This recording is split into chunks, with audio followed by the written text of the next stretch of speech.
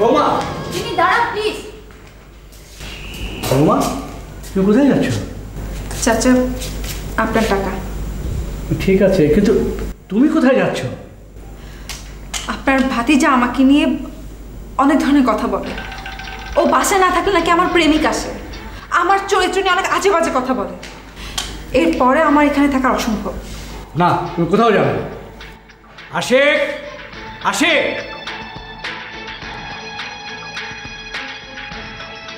বৌমাকে তুই আজে বাজে কথা বলেছিস? হ্যাঁ বলেছি। কেন বলেছিস?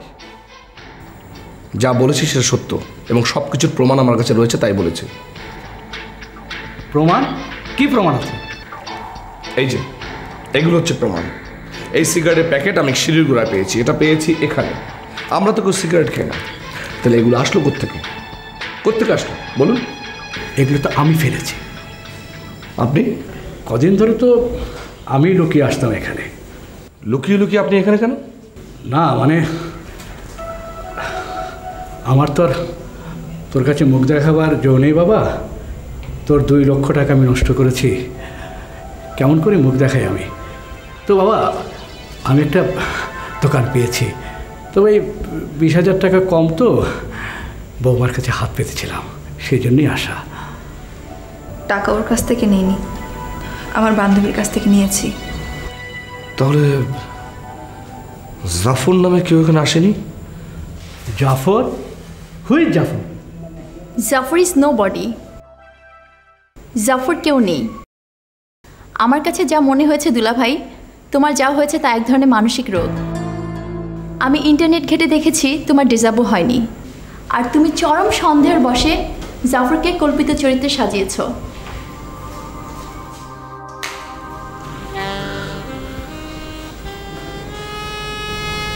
রিনি,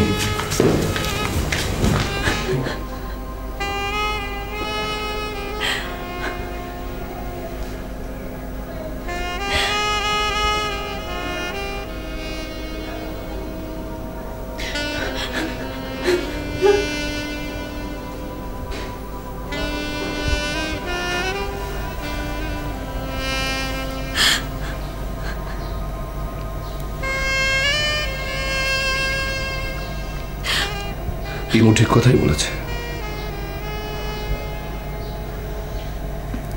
সন্দেহের বিষকাটা আমি নিজে আমার নিজের বুকে বিদ্ধ করেছি।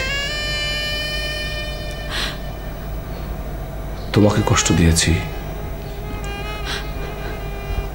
নিজে অনেক কষ্ট পেয়েছি। I'm sorry. Sorry for that.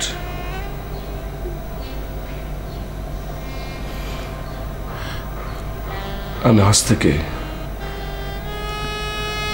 সন্দেহের কাঁটা উপড়ে ফেললাম। আমি আর কখনো তোমাকে সন্দেহ করব না।